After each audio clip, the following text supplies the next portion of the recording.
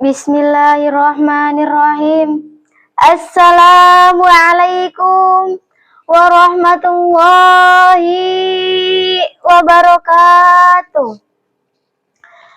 Alhamdulillahilladzi arsala rasulahu bil huda wa dinil haq liyudhhirahu 'ala dini kulli wa kafa billahi syahida.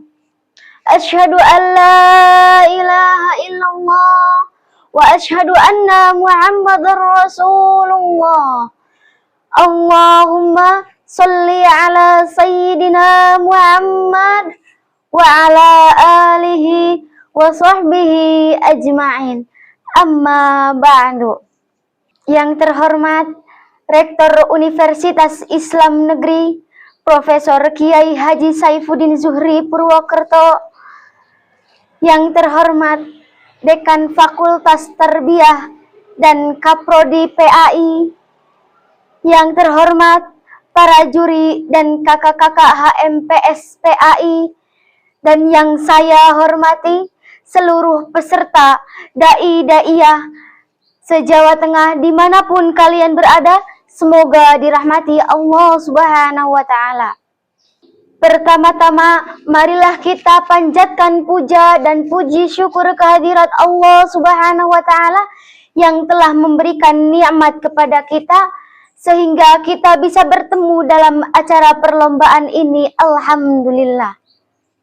Salawat dan salam semoga tercurah limpahkan kepada buah hatinya Aminah, jantungnya Siti Khadijah, permatanya kota Mekah, dan berliannya kota Madinah. Siapa lagi kalau bukan Habibana wa Nabiyana Kanjeng Nabi Muhammad Sallallahu Alaihi Wasallam, dan kepada keluarganya, kepada sahabatnya, tabi'in dan tabi'atnya, semoga sampai kepada kita selaku umatnya. Amin ya Rabbal Alamin. Berbincang-bincang tentang Gen Z. Jadi saya di sini akan menyampaikan sebuah tausiah yang berjudul Menghidupi Semangat Islam dalam Jiwa Gen Z. Itu adalah kunci untuk membangun masa depan yang lebih baik. Hadirin rahimakumullah.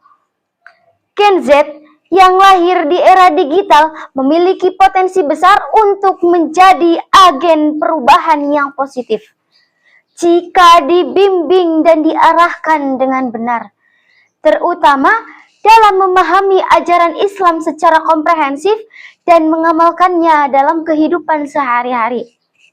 Dan juga dengan Gen Z, keislaman bisa menghadapi berbagai tantangan seperti menghadapi tantangan media sosial yang kuat, menghadapi tekanan dari lingkungan sekitar, dan juga menghadapi persaingan yang ketat. Namun, mereka juga memiliki potensi besar untuk menjadi penerus peradaban yang lebih baik. Sebagaimana sabda Rasulullah Sallallahu Alaihi Wasallam, Innallaha yuhibbu idza amilu ahadukum amala ayyutimah, yang artinya sesungguhnya Allah mencintai salah seorang di antara kalian melakukan suatu pekerjaan lalu ia menyempurnakannya. Hadis riwayat Baihaqi. Hadis ini relevan untuk memotivasi Gen Z supaya apa? Supaya semangat dalam berkarya, semangat dalam belajar, dan juga menekuni berbagai bidang apapun dengan sungguh-sungguh dan profesional. Beberapa hal yang dapat meningkatkan pemahaman dan pengamalan Islam dalam jiwa Gen Z yaitu yang pertama, pendidikan Islam secara komprehensif. Hal ini dapat meningkatkan keislaman yang berkualitas, yang tidak hanya mengajarkan tentang ilmu syarah, tetapi juga tentang nilai-nilai Islam yang luas. Seperti apa? Seperti mengajarkan tentang toleransi, mengajarkan tentang keadilan, dan juga tanggung jawab sosial. Dan yang kedua yaitu menanamkan semangat belajar, mengajarkan pentingnya belajar ilmu pengetahuan, baik ilmu agama maupun ilmu akhirat. Karena di zaman sekarang ilmu agama dan ilmu umum haruslah seimbang dalam memahaminya. Dan yang ketiga, mengembangkan karakter Islami.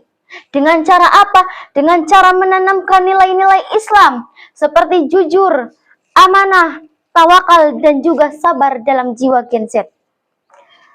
Dan yang keempat yaitu menggunakan media digital dengan bijak, seperti menggunakan media sosial dan juga menggunakan teknologi digital untuk menyebarkan ajaran Islam yang positif. Seperti apa? Seperti memberikan informasi tentang Islam, berbagi kisah inspiratif, dan juga mengajak untuk berbuat kebaikan. Dan yang kelima yaitu mengembangkan potensi kreatif, menggunakan kreativitas Gen Z untuk mengembangkan karya-karya yang Islami, seperti membuat konten digital, membuat puisi, ataupun membuat karya-karya seni lainnya yang bernilai Islami. Jadi kita sebagai Gen Z atau generasi Z haruslah semangat dalam memahami ilmu pengetahuan. Supaya apa? Supaya menjadikan negara kita, negara Indonesia menjadi negara yang kuat, menjadi negara yang maju, dan juga menjadi negara yang berkarya. Mungkin demikianlah penyampaian yang saya sampaikan. Kurang lebihnya saya mohon maaf. Ungzur makila walatangdur mankola. Wassalamualaikum warahmatullahi wabarakatuh.